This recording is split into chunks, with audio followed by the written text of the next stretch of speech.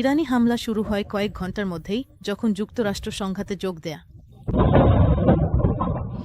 ক্ষয়ক্ষতি ব্যাপক। হাইফা ও তেল আবিবের আশেপাশের এলাকাগুলোতে বোমা হামলা হয়েছে। আমরা ছিলাম ইসরায়েলের কেন্দ্রে, ইসরায়েলের সেন্ট্রাল ডিভিশনে। একটি ক্ষেপণাস্ত্র ঠিক আমার পেছনের একটি বিল্ডিং কমপ্লেক্সের ভেতরে আঘাত হানে। ইরান বলেছে তারা ইসরায়েলের প্রধান বিমানবন্দর বেন গুরিয়নকেও লক্ষ্যবস্তু করেছে।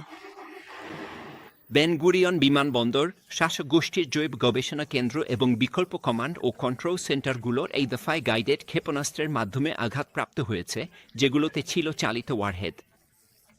এই ক্ষেপণাস্ত্রগুলো আঘাতের মুহূর্ত পর্যন্ত নিয়ন্ত্রিত ছিল এবং এতে বিভিন্ন ধরনের উচ্চ বিস্ফোরক ধ্বংসাত্মক উপাদান বহন করা হয়েছিল। সাইরেন বাজতে থাকলে হাজার হাজার ইসরায়েলি তেল আবিবের এই ধরনের আন্ডারগ্রাউন্ড শেল্টারে ছুটে যায়।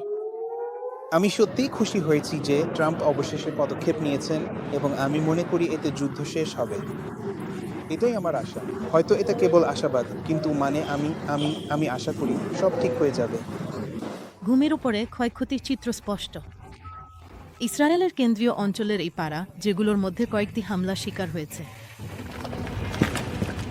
ট্রাম্প প্রশাসনের সমর্থনে উজ্জীবিত হয়ে প্রধানমন্ত্রী বেনিয়ামিন নেতানিয়াহু আগেই ঘোষণা দিয়েছিলেন, ইরানের বিরুদ্ধে ইসরায়েল যতদিন প্রয়োজন হামলা চালিয়ে যাবে।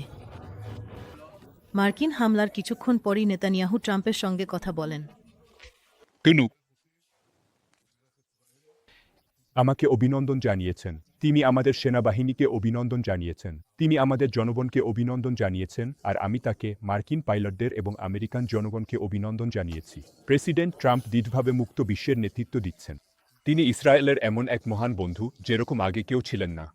এখন পুরো মধ্যপ্রাচ্য জুড়ে অনেকেই প্রশ্ন তুলছেন, মার্কিন হামলা কি এই সংঘাতের অবসানের সূচনা করবে, নাকি আরও উত্তেজনা ও বিস্তৃত আঞ্চলিক সংঘাতে রূপ নেবে।